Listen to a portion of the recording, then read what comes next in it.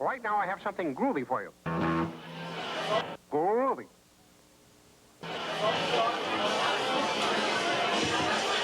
Lala. It's a new recording group. Lala. We're here because we love.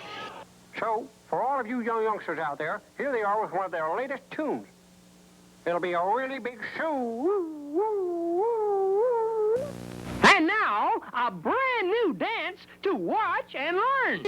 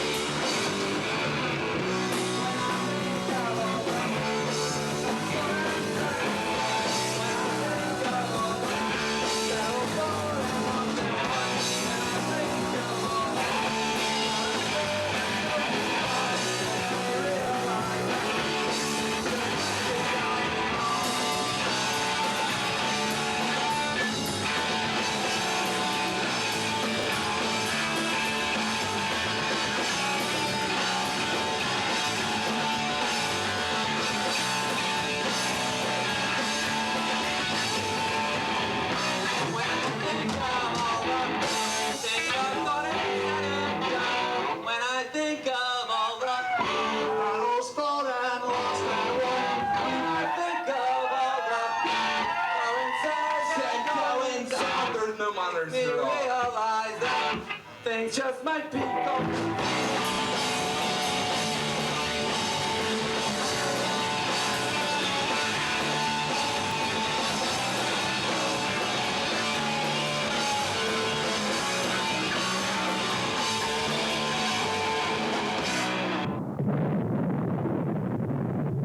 Bang! That's wild.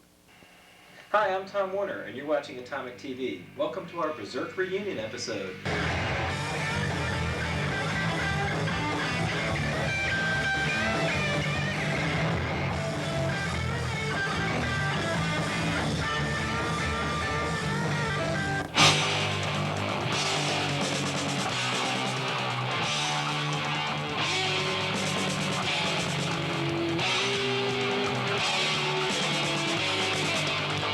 My name is David Cawley, and I am the basser, and I sing.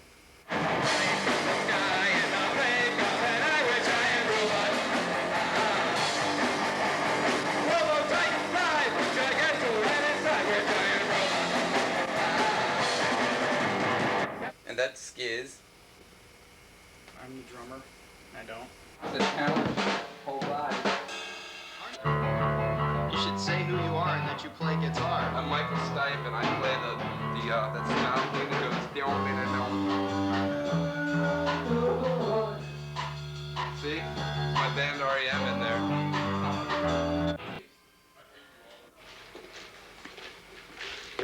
In fact, but see, everybody thinks I'm just a bass player. Well, it's not true. I'm really a guitar player. There you go. Okay. I'm sorry if I hurt you.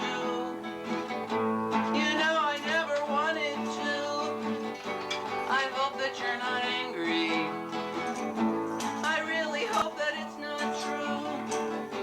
I guess I wasn't thinking. I always do the wrong thing. I hope you can forgive me.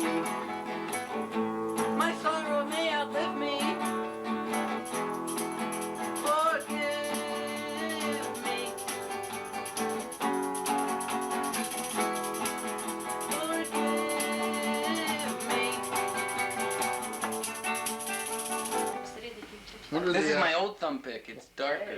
What are the benefits of using lighter thumb picks, color-wise? Well, these are for the heavy, darker songs. And these are for the poppy, upbeat songs.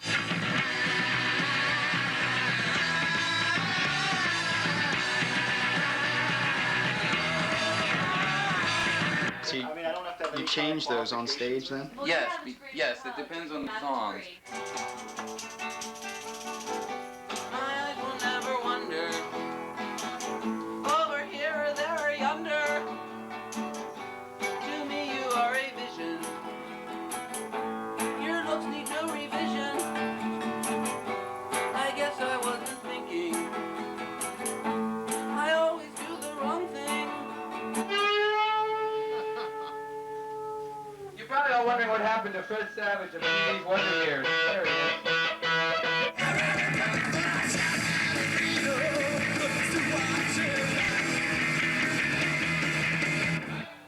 Can you hear the bass?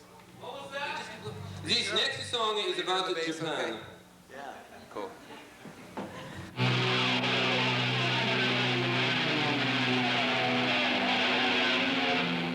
You know, I remembered growing up, always wanting to play rock and roll. I know if I could buy a guitar, then I could play rock and roll.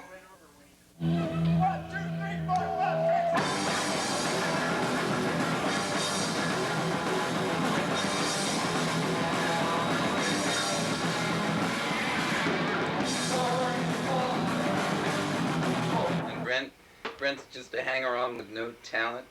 I got more talent in this buddy than he's got in his whole filthy body. Could you guess how I love you and climb on up your wall?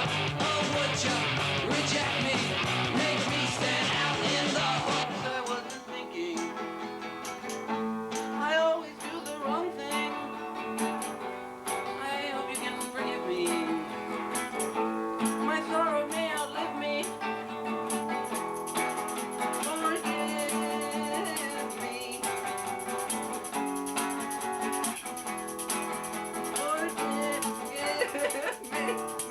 Forgive me. Sorry, I don't want to play that anyway. That's an original song. I knew you'd like it. Here's a really good song. From the sky, in the blink of an eye, we're giant robot. Oh, Titan fly, we're giant, we're inside a giant robot. What do we go to? Do we must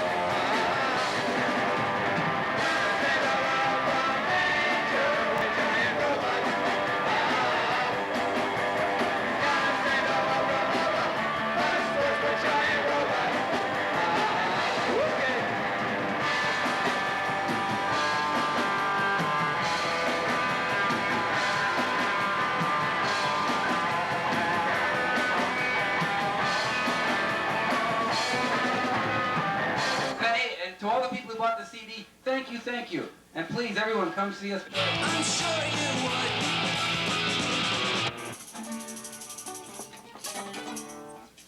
Thank you, good night.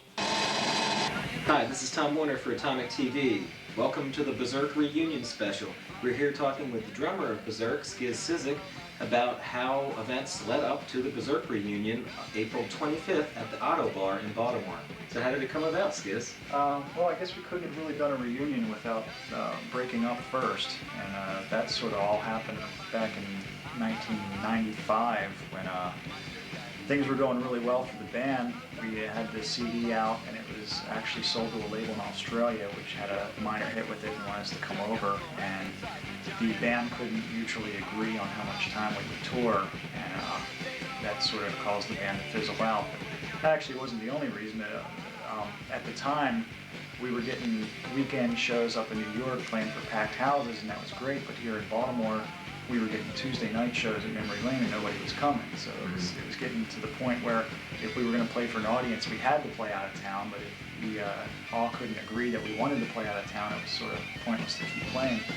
And Brent was in another band, the Stress Maggots, at the time, and he sort of went off and devoted all his attention to that band, and I sort of went off with the whole garage sale thing, and Berserk fizzled out. And eventually the Stress Maggots moved to Texas, and that's how the band finally became defunct, because we were no longer all living in the same town.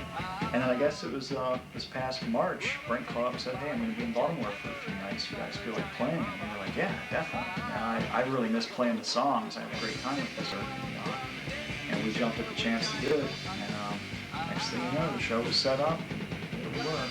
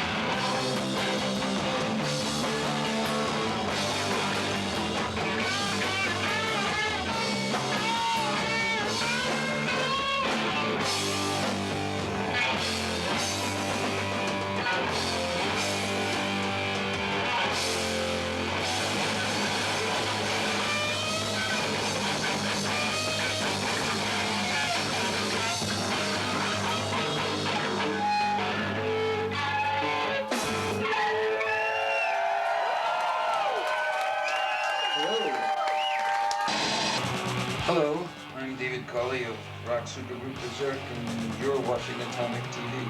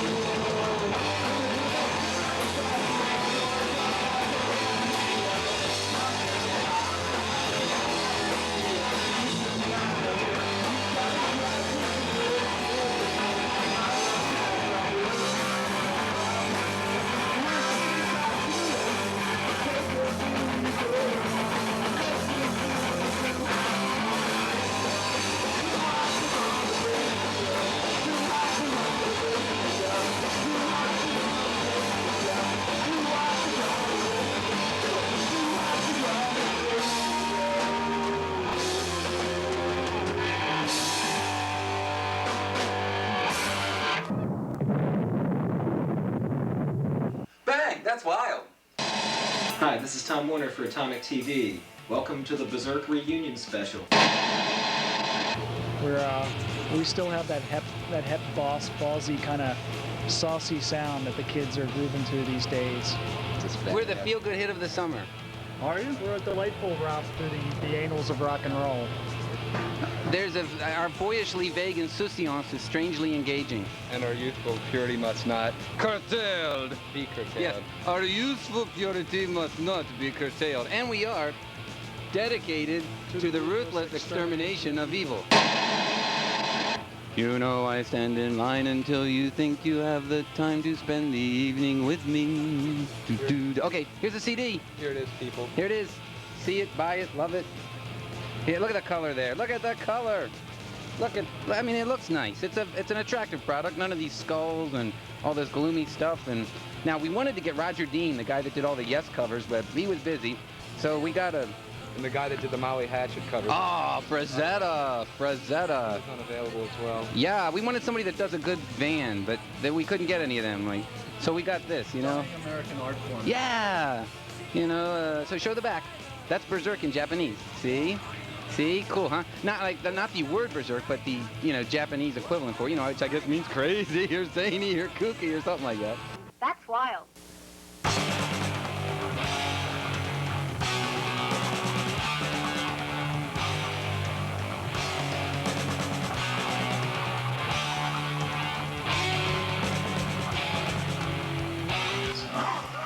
It's a great CD. I mean, it's still played. You hear it on college radio, and I understand you guys are still getting your $3 royalty checks. I don't call it as yeah. It is nice to go in a record store and see it all the time. Unfortunately, I always see it in the used bin, but at least somebody uses it. Yeah, there you go. It's not mine. I have the singles too. Giant Robot. Still a staple, right? They used to be on the jukebox at the Charles and the Rendezvous. I think it still is. But gotta be a good feeling. And of course, we have a video that goes along with Berserk that you made for the song "My Love Is So Big." Now, how did that come about? That was actually for a while there. We were rehearsing all the time. Brent was really into setting up rehearsals for the band. Me and Dave were sort of very lazy about things, and Brent was really sort of the driving force that kept the band moving and progressing and doing stuff. And as much as we complained, we probably wouldn't have done anything if Brent hadn't done that. But there was one day we were supposed to rehearse, and I didn't feel like rehearsing, and Dave didn't feel like rehearsing. And I just happened to have a video camera in the trunk of my car, and I was like, well, why don't we make a video, and that way we'll get out of rehearsing. And, Dave shot me playing, I don't know whose toy drum kit it was. It was at his house for some reason. We dragged it out in his front yard, and he took a couple shots of me playing this drum kit. And then we went down to our rehearsal space, and I shot all the shots of Dave. And then when Brent showed up, I shot all the shots of Brent. And we called it a day, and they left, and I went and dug through all this old footage, all this found footage, and just went and edited the video. So within one day, on a budget of nothing, we made this video, and we got out of rehearsing. And then the video ended up winning a bunch of awards for me at film festivals, and then it also ended up getting the band signed to Go-Kart because of Destroy TV up in New York, showing it, I think, 2 episodes in a row, and each episode being shown so many times a week. And the guy, Craig Ross, who was running Go-Kart, saw it and came to check us out, and we had a good crowd, and we played well, and he liked us, and that's the basis of us getting signed. And now, a brand new dance to watch and learn.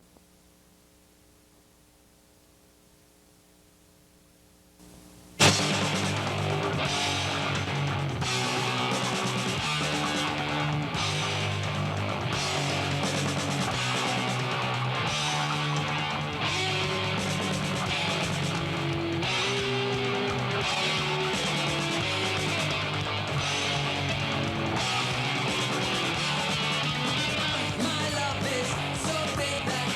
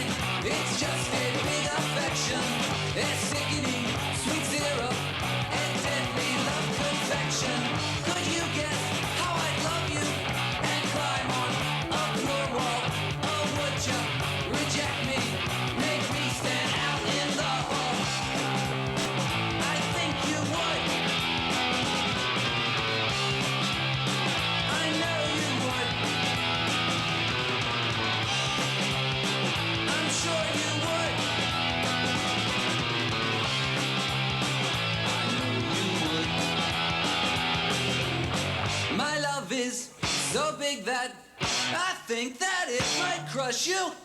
It's climbing like ivy in shades of pink and blue.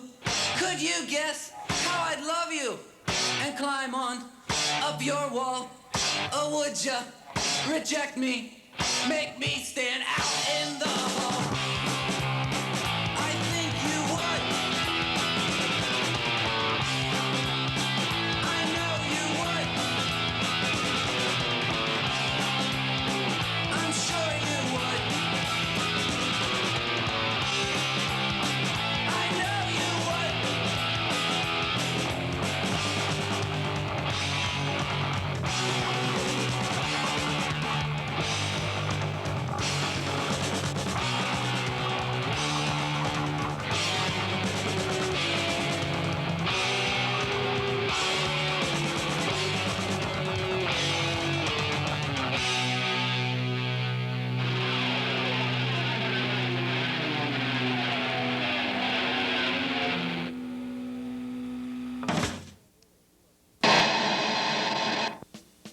This is Tom Warner, and you're watching Atomic TV. And in your viewfinder there, you'll see one David Cawley, founder of Berserk. How did Berserk come about, Dave? Well, let's see. I always said, I always said I had the vision, and Brent had the talent, and Skiz had the rhythm.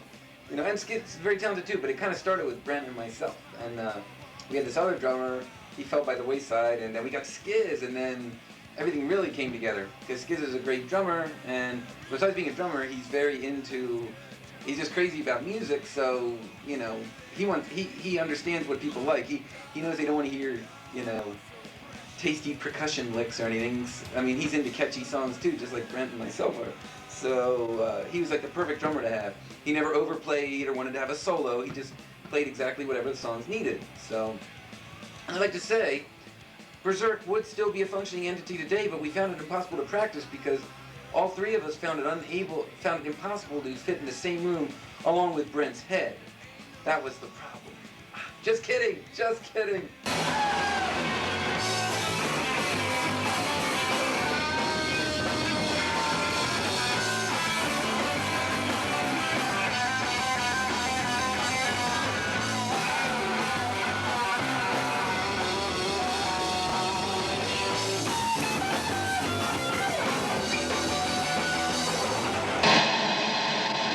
So Dave Cawley, what is the Berserk philosophy? What made Berserk so different from all the other minions in the rock kingdom of Baltimore? Well, the others were bottom feeders.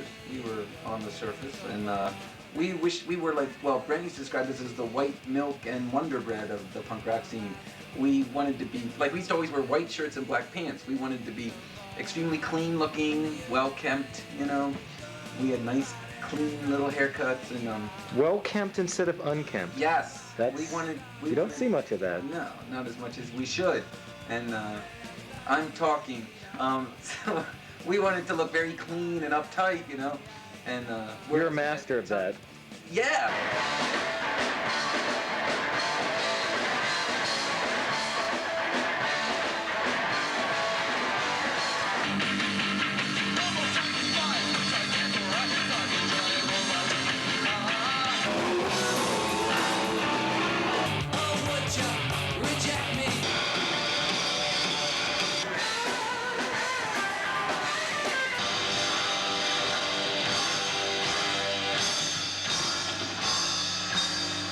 But we tried to make it visually interesting too by like jumping around and moving and everything, like a lot of synchronized leaps.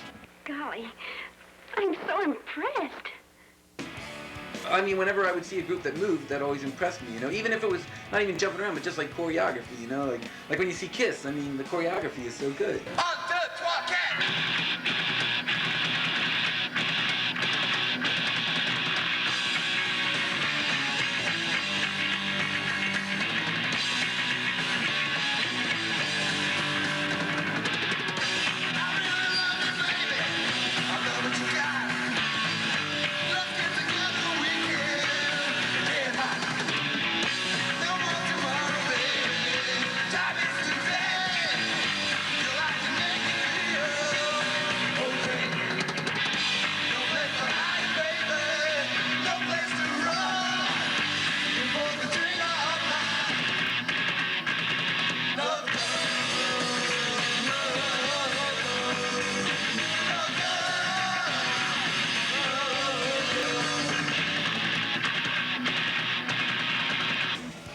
What were your influences, Dave? Oh, well, obviously the Buzzcocks, you know. Brent says they weren't a big influence, but they were on me, and I always thought the Buzzcocks were brilliant because they had like all the raw energy of like the Sex Pistols or something like that, but then they had the really catchy little, you know, pop songs or like the Beatles. I felt they were like the Beatles of punk rock. I mean, you know, really good songs but with a lot of energy and everything. I just wanna love her like any other, what do I get? I only want a friend who stayed to the end, what do I get?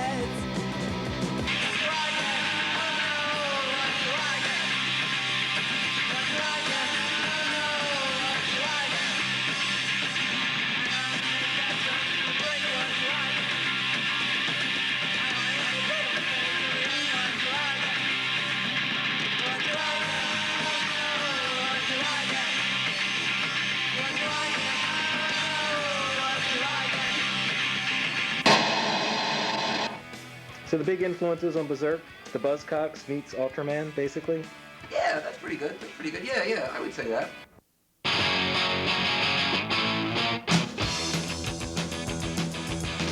Ultraman was never far from a Berserk gig. In fact, at the 15-Minute Club, a broken string by guitarist Brent Malkus led Dave Cawley to unravel the mysteries of Ultraman. That's Ultraman Taro, and that's Ikarusa Seijun, and he's fighting... See, Ultraman Taro is watching Ultra 7 fight Ikarusa Seijun, who is an evil alien. Ultra 7 is where he's looking for his opening. Ikarusa Seijun is clearly out of sorts. Do it! He's dead. That's Father Ultra. He's very important. He has a lot to teach the youth of America today, I'll tell you. And it seemed to be that side of Berserk was definitely the Dave Cawley influence of the kaiju and the whole, you know, Japanese superhero. The whole Japanese thing, you know, the big robots fighting gigantic monsters, which I have a theory about. I think that whole thing comes about because the robot symbolizes the future. The giant monster, generally reptilian in appearance, symbolizes the past. So I think the whole Japanese thing with the giant robots fighting dinosaurs, it's like future fighting the past, you know? Obvious. Golly, I'm so impressed.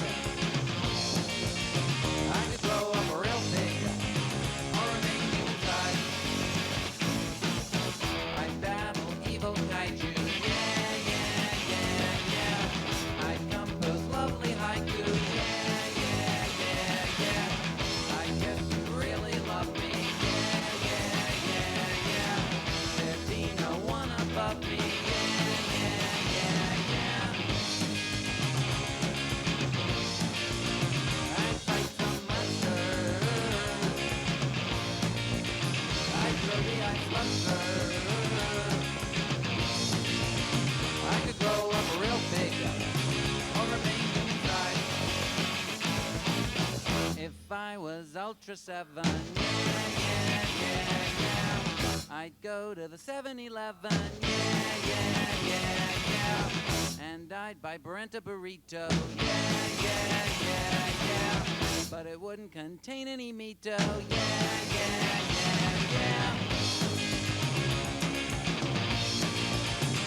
fight some monsters, I'd throw the ice buster.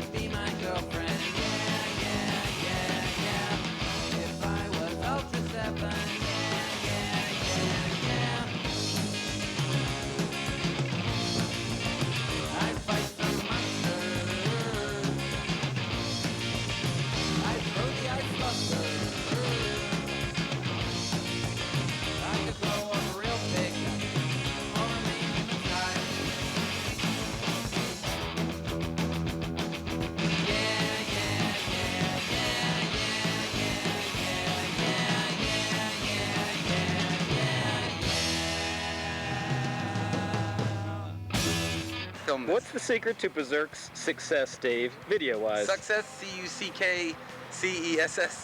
Get your hand out of your pants when you say that. Non-pretension. Non-pretension. Like, for example? Filming in front of a blue-collar home in Catonsville instead of, you know, maybe going to Tokyo to film a video or something. Oh, who would want to do that? Sure, the vistas are nice, but, you know, the girls chasing me. I'm a big star over there. I don't need that. You will never know what it's like, dear viewer. It's going to be me. Oh, the pain of being a rock star. Oh, the pain. Woo! Mr. My ego is very companion. delicate today. Non-erotic. I like my jacket. What do you think? Looks good, huh? It's very Oasis-y. Really? I enjoy that. As are your Liam. Liam. Liam. Let's say it correctly, shall we? Liam Gallagher.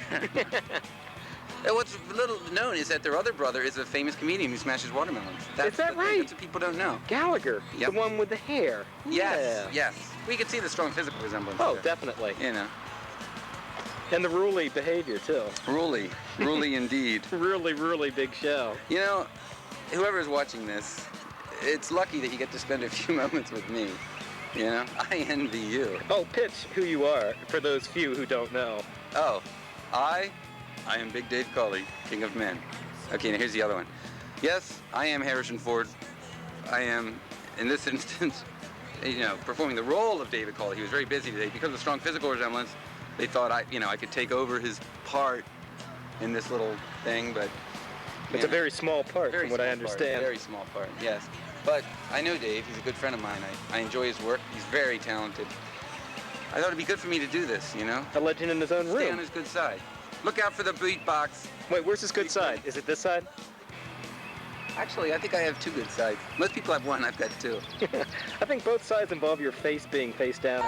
You know, a lot of people think, a lot of people think that it's a ball being a rock star, like myself, but let me share with you that it's not always fun and games.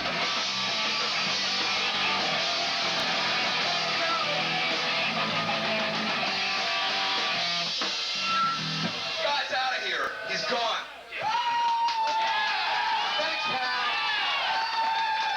But it's not always fun and games. There's times you really got to get serious. Hey, do your Robin Williams imitation. That was good. Okay, this is my Robin Williams imitation. Good.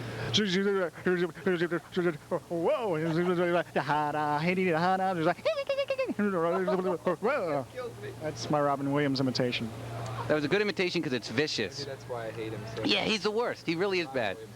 Yeah, everybody cut. He's in like a league with Gallagher, just the people that you want to line up and like, well, you know. Give all your money to? Is that it? Was here with us? Who? Jim Carrey, that guy from In Living Color, just so he can make those faces. Just so he can imitate Jerry Lewis? Make those little noises and stuff. He's so funny, isn't he? Well, the thing is, everyone cuts on Jerry Lewis, and all the young comics are just imitating early Lewis. I'm telling you, it's the truth. I get terribly carried away with the music. It was a toe tapper. I must admit that. It's very rare that you do hear instrumentation these days, you know, what with the folk singers and all of those.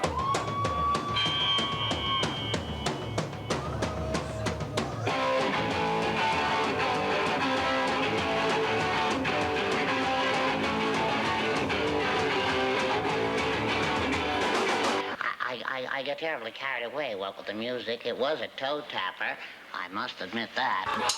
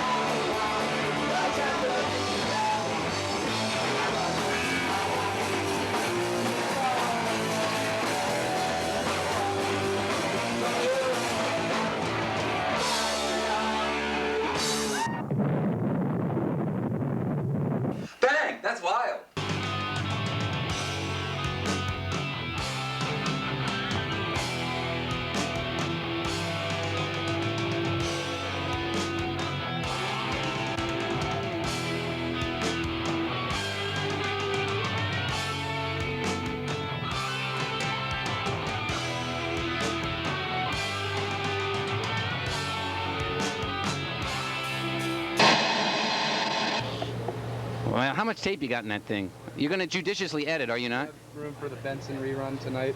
Yeah, really. You got. Oh wait, we could do what's happening in the theme. Boom, boom, boom, boom.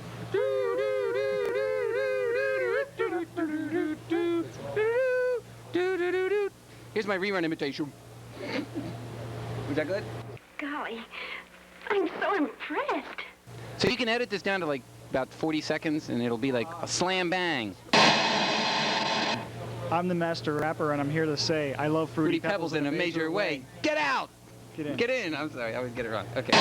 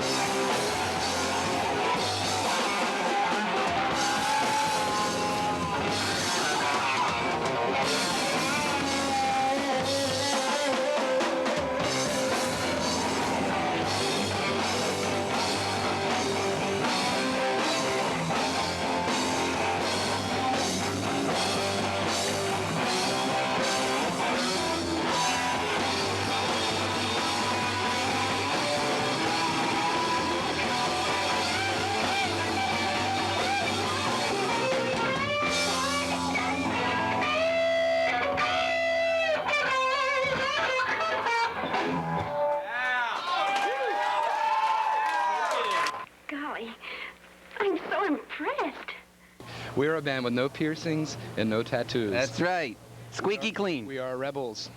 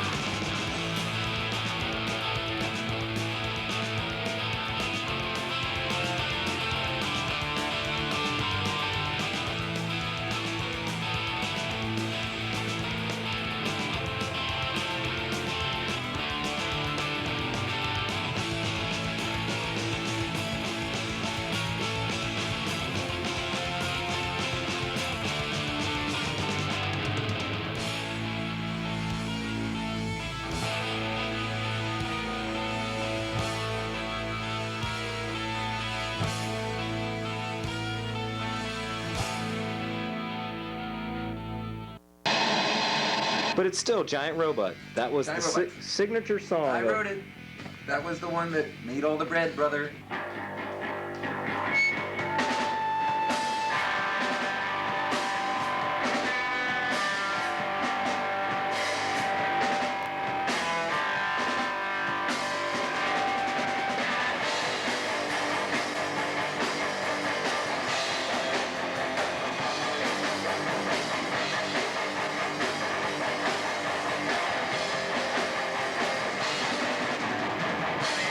Guy in a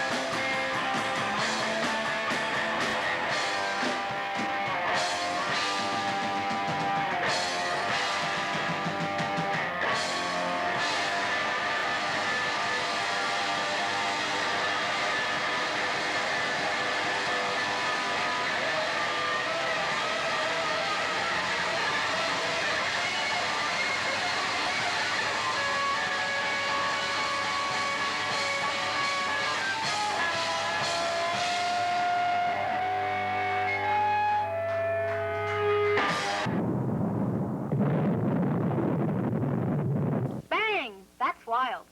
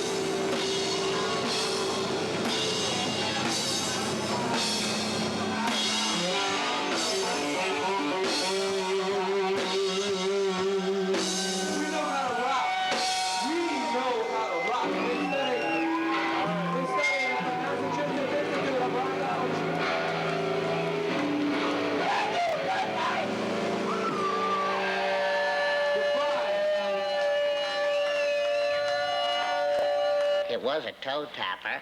I must admit that.